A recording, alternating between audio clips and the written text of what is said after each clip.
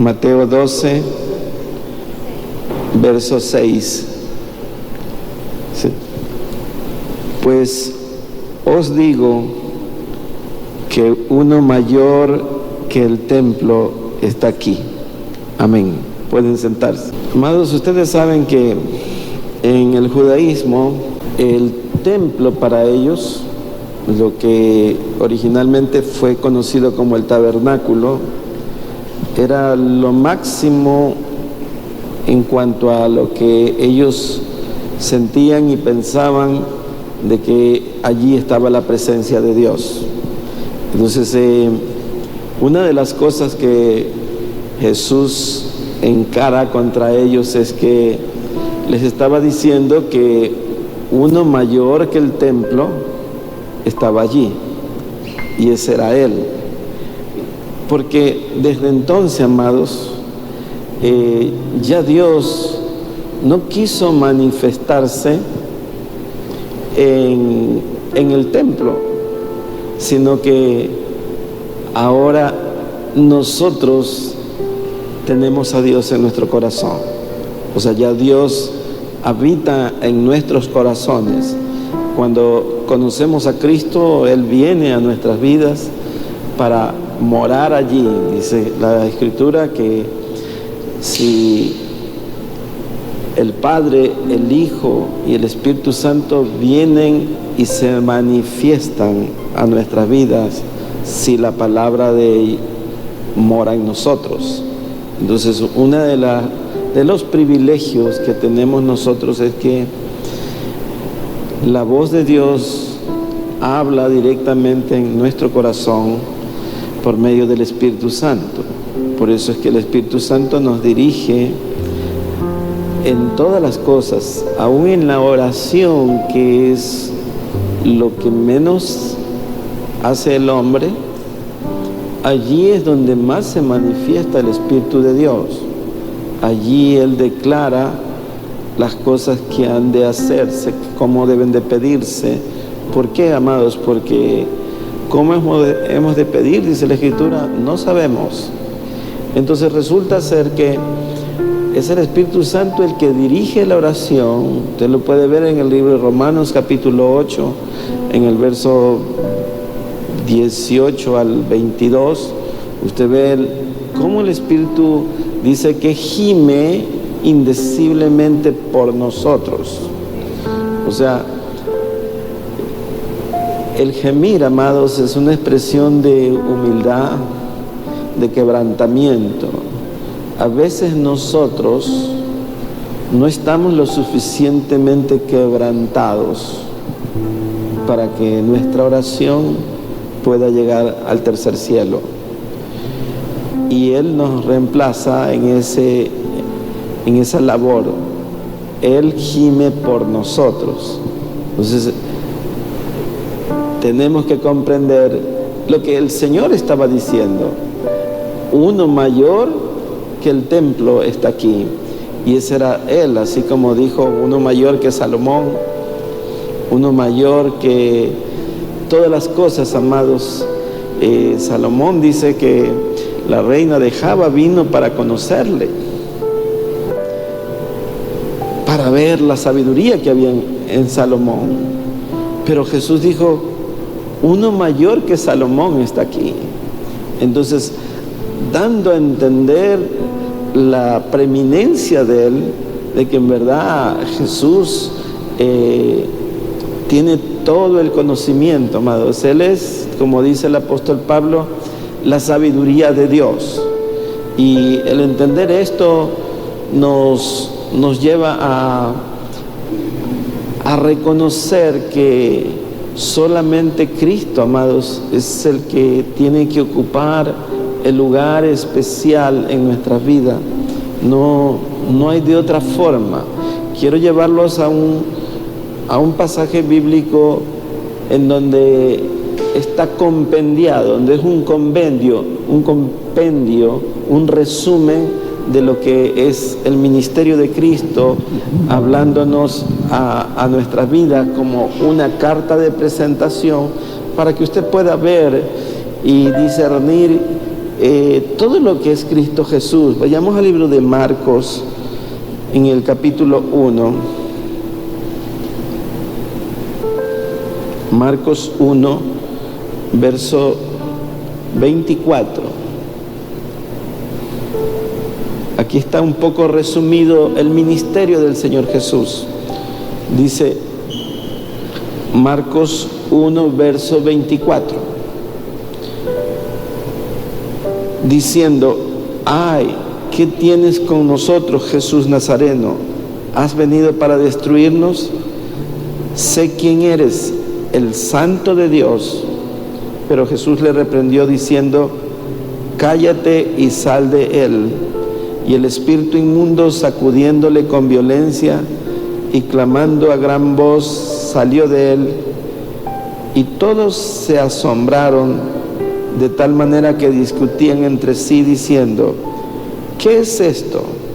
¿Qué nueva doctrina es esta, que con autoridad manda aún a los espíritus inmundos y le obedecen? Y muy pronto se difundió su fama por toda la provincia alrededor de Galilea. Y al salir de la sinagoga, vinieron a casa de Simón y Andrés con Jacobo y Juan, y la suegra de Simón estaba acostada con fiebre, y enseguida le hablaron de ella. Entonces él se acercó y la tomó de la mano y la levantó, e inmediatamente le dejó la fiebre, y ella les servía. Cuando llegó la noche, luego que el sol se puso, le trajeron todos los que tenían enfermedades y a los endemoniados, y toda la ciudad se agolpó a la puerta, y sanó a muchos que estaban enfermos de diversas enfermedades, y echó fuera muchos demonios, y no dejaban de hablar a los demonios, y no dejaba hablar a los demonios, porque le conocían. Si ustedes ven, amados, aquí tenemos toda la potestad que tenía el Señor Jesús, que significa dominio, el control, el poder, la autoridad sobre los demonios. Dice que estaba un demonio allí y lo echó fuera del que estaba endemoniado. Vemos que nunca había sucedido una cosa así. Miren que en el primer capítulo de Marcos, o sea, el primer capítulo de este evangelio, ya se habla de lo que Jesús era, cómo él empezó, yo diría, pero de una manera enérgica en cuanto al ataque sobre el reino de las tinieblas. O sea, mostró verdadera autoridad sobre los demonios, mostró una autoridad sobre las enfermedades. Ahí está la suegra de Pedro. Y después dice que trajeron a muchísimos enfermos. Dice que la ciudad se agolpó y trajeron endemoniados, amado. Usted se puede imaginar cómo habían tantos endemoniados en ese lugar. Y es que por primera vez, amados, aparecía la luz del mundo. Por eso el profeta Isaías dice: el pueblo que vivía en sombra de muerte vio gran luz. ¿Por qué? Porque Cristo había venido. Él dijo: yo soy la luz del mundo, el que por mí andare no tropezará. Entonces la autoridad del Señor Jesús estaba puesta allí en evidencia, sobre toda potestad, sobre todo demonio, sobre todo dominio, sobre toda enfermedad. Estaba realmente de una forma extraordinaria la autoridad de Jesús demostrada ante muchísimos. Toda la ciudad, amado, estaba agolpada. Ustedes vean, amados, cómo es posible que una ciudad entera pudo presenciar tanta manifestación del poder del Señor Jesús y después no reconocer la autoridad de Él, después no reconocer quién era Él, al punto de que lo llevaron a la cruz? Entonces vemos la indiferencia, como hasta hoy, de muchas personas ante lo bueno que es el Señor Jesús con nuestras vidas, y la indiferencia de muchos de no reconocerlo en sus vidas. Entonces, ¿cuál es el significado de todos estos milagros? ¿Cuál es el significado teológico que representa el que el Señor Jesús de repente aparece echando fuera demonios, sanando enfermedades y haciendo cosas extraordinarias? Esto significa, amados, teológicamente lo que Él mismo había dicho, lo que dijo el Bautista: arrepentíos porque el reino de los cielos se ha acercado. Cuando el reino de los cielos se acerca a una persona, todas estas señales pueden ser evidenciadas, porque por otro lado, la Escritura dice que el Señor Jesús le dio a sus discípulos, en Mateo 28, 18 dice: toda potestad me ha sido dada. Y, amados, dice para que pongan la mano sobre los enfermos, para que levanten a los muertos, para que sanen a los enfermos. O sea, Jesús delega autoridad en sus discípulos para que todos sepamos que tenemos ese poder y autoridad por medio de Cristo Jesús, por la palabra, amados. Entonces, hablar de Cristo, amados, necesariamente tenemos que ver las cosas que son trascendentes, las cosas que son históricas, las cosas que son patentes en cuanto a lo que estaba ocurriendo, en lo que ocurrió, en lo que ocurre en nuestras vidas, porque nadie podía echar un demonio fuera, nadie podía levantar un muerto, nadie podía sanar una enfermedad, pero Él lo estaba haciendo con una solvencia tremenda, lo podía hacer, y dice que le traían todo tipo de enfermedades, amados, y Él no es que seleccionaba una u otra, sino que a todas las sanaba, amados. Entonces, esto era una predicación práctica de lo que es el reino de los cielos, el poder, la autoridad, todo lo que representa realmente Cristo Jesús. Podríamos nosotros comentar y decir: y bueno, ¿y por qué ahora no pasan estas cosas? Y la respuesta es que probablemente nos falte fe, probablemente necesitamos más fe, porque la Biblia dice, amados, conforme creíste te será hecho. Y a veces oramos por enfermos y los enfermos no sanan. Eso no quiere decir que Dios no esté con nosotros, sino que nuestra fe no ha alcanzado el nivel que tiene que alcanzar, o nuestra súplica, nuestro ruego no ha sido el adecuado. Acordémonos lo que les dije hace un momento: el Espíritu Santo, por eso Él gime por nosotros, para que muchas de las oraciones que nosotros hacemos puedan tener respuesta de parte de Dios, porque probablemente la mayor parte de las cosas que Dios contesta en nuestra vida es porque el Espíritu Santo ha intercedido por nosotros, y no porque nosotros seamos eficaces realmente en la oración, sino porque el Espíritu Santo ocupa nuestro lugar. Es sumamente importante reconocer esto. El hablar de Cristo nos da la fortaleza, amados, para darnos cuenta que Cristo es la base del cristianismo. Cristo es el fundamento por el medio del cual nosotros podemos alcanzar la salvación.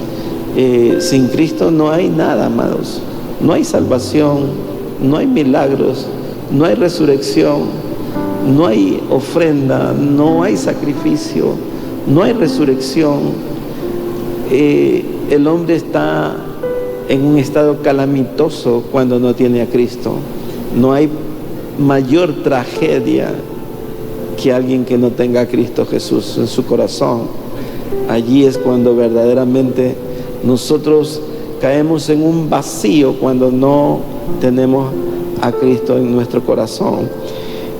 Quiero ahora que veamos Mateo 3, versos 2 y 3, lo que dice Juan el Bautista, muy al inicio del Evangelio también, en Mateo 3.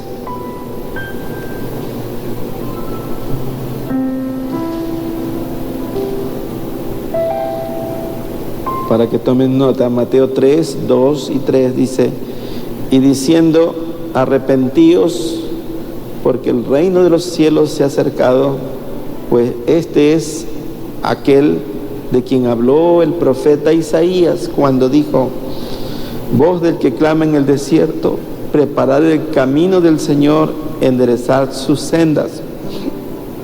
En el mismo libro de Mateo, si ustedes ven en Mateo 28, 18, dice lo siguiente: y Jesús, Mateo 28, 18, dice: y Jesús se acercó y les habló diciendo: toda potestad me es dada en el cielo y en la tierra. ¿Qué es potestad? Es poder, es dominio, es jurisdicción. Eso significa potestad, es poder, dominio, jurisdicción. O sea, está todo englobado en lo que representa la autoridad de Dios sobre toda cosa creada en la tierra y en el cielo, amados. Allí está la autoridad de Jesucristo. En Mateo 16, verso 19,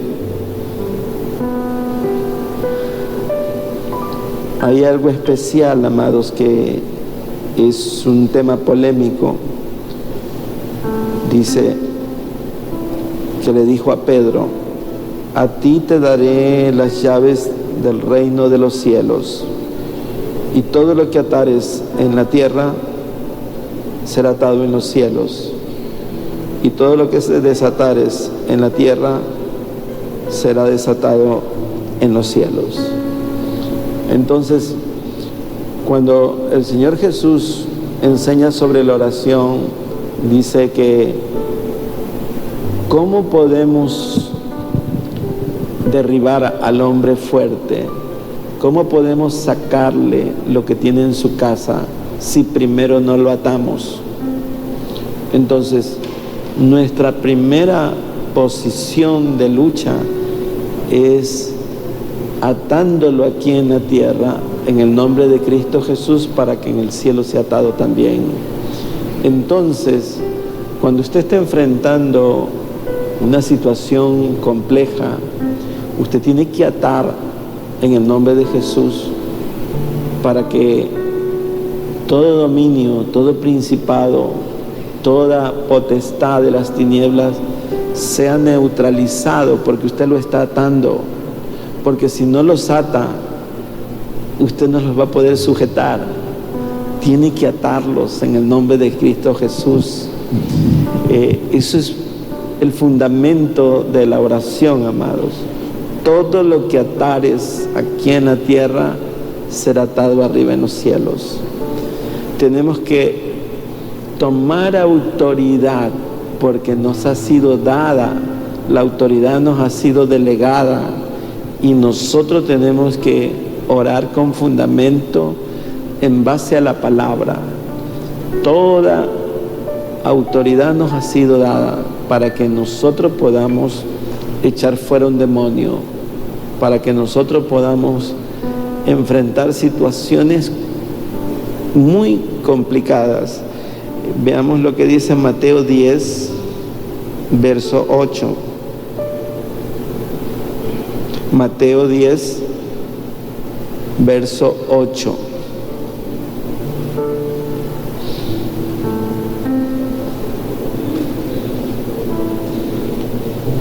Amén, ¿ya tienen?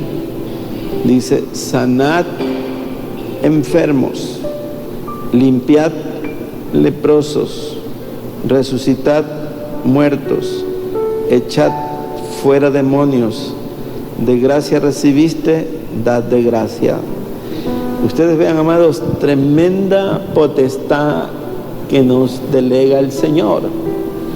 O sea, no es una situación como para alardear, sino es una situación como para servir, para dar de gracia lo que recibimos de gracia, para poder predicar que el reino de los cielos se ha acercado, porque esa es la verdadera connotación de todo esto, amados. No fue un circo que hizo el Señor Jesús para que vean que Él era poderoso. Lejos estaba de eso el presumir que tenía poder, sino que Él quería mostrarle al mundo que el reino de los cielos se había acercado, que Él tenía poder y dominio sobre todas las cosas, amado, y que el diablo había venido para destruir, para matar, y que Él había venido para que nosotros tengamos vida y vida en abundancia. Entonces, cuando usted tiene la autoridad de Cristo Jesús, entonces usted puede verdaderamente reprender, puede atar, usted puede orar por los enfermos, usted puede rogarle a Dios que Dios se glorifique para que el mundo vea que usted tiene a Cristo Jesús dentro de usted. Por eso empezamos diciendo, porque si Cristo Jesús o Dios, si lo quiere decir así, solo habita en el templo, entonces cuando usted sale ya no está con usted, pero Él va con usted. El Padre, el Hijo y el Espíritu Santo habitan en nuestro corazón. Eso es fundamental, amados. Ahora veamos el acto de la encarnación de Cristo Jesús. Veamos en Filipenses 2.